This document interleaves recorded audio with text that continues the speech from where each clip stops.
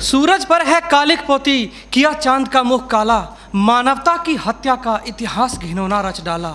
अब बंद करो ये हत्याएं, वरना शिव स्वयं डरेगा।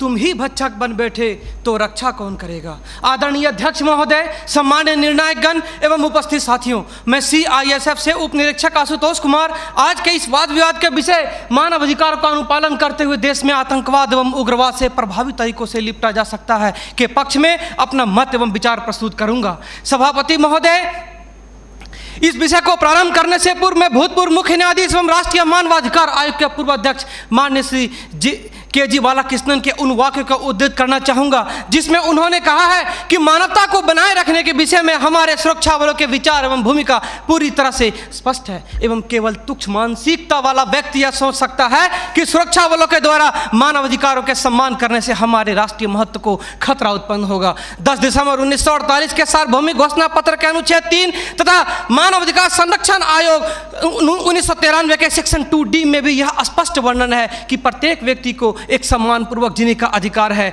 महोदय, राष्ट्रीय मानवाधिकार आयोग के पूर्व अध्यक्ष माननीय श्री JS वर्मा ने इसी मंच के माध्यम से सन 2001 में यह स्पष्ट किया था कि संविधान के अनुच्छेद 21 जो जीवन एवं स्वतंत्रता की गारंटी देता है उसे आपातकालीन स्थिति में भी निलंबित नहीं किया जाता तथा जो लोगों के हित के खिलाफ हो उसे उचित नहीं ठहराया जा सकता है। DK वसु बनाम बंगाल राज्य में माननीय न्यायाधीश ने भी यह स्पष्ट किया है कि सुरक्षा बलों के द्वारा गिरफ्तारी के समय में भी मानव अधिकार का उल्लंघन न हो, परंतु स्थिति आपके समक्ष है। वासुदेव कुटुंबकम एवं सर्वे भवन्तु सुखिनः विचारधारा वाला देश जहां आज नक्सल समस्या ने गंभीर रूप धारण कर रखा है। प्रश्न उठता है, ये नक्सली है कौन?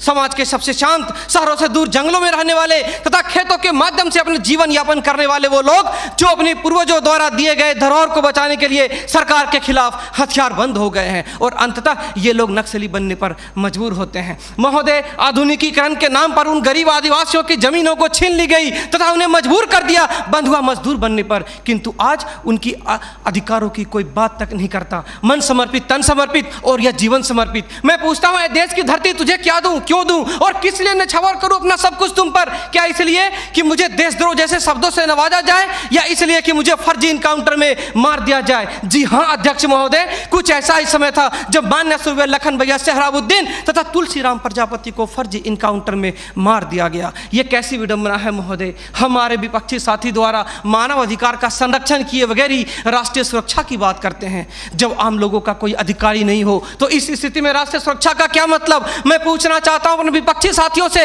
वे किस राष्ट्रीय सुरक्षा की बात करते हैं? पुलिस हिरासत में अत्याचार व मौत, उन्नाव केस, किसानों द्वारा आत्महत्या या बिहार के शेल्टर होम में हुई मासूम बच्चों के साथ दरिंदगी, क्या यह है राष्ट्रीय सुरक्षा? राष्ट्रीय सुरक्षा का अर्थ सिर्फ सीमा की सुरक्षा नहीं बल्कि सीमा के अंदर रह रहे व्यक्तियों की सुरक्षा से भी है। अपने हक को मांगे जाने पर लोगों को नक्सली तथा आतंकवादी करार दिया जाता है तथा यह सुरक्षा देने वाले पुजारी IPC की धारा 124A के तहत गिरफ्तार कर उन्हें देशद्रोह का मुकदमा चलाते हैं, फिर फर्जी इनकाउंटर में भी मार गिराते हैं। जबकि सुनील बत्रा बनाम दिल्ली प्रशासन में माननीय न्यायाधीश ने स्पष्ट किया है कि फर्जी इनकाउंटर हत्या के समान है।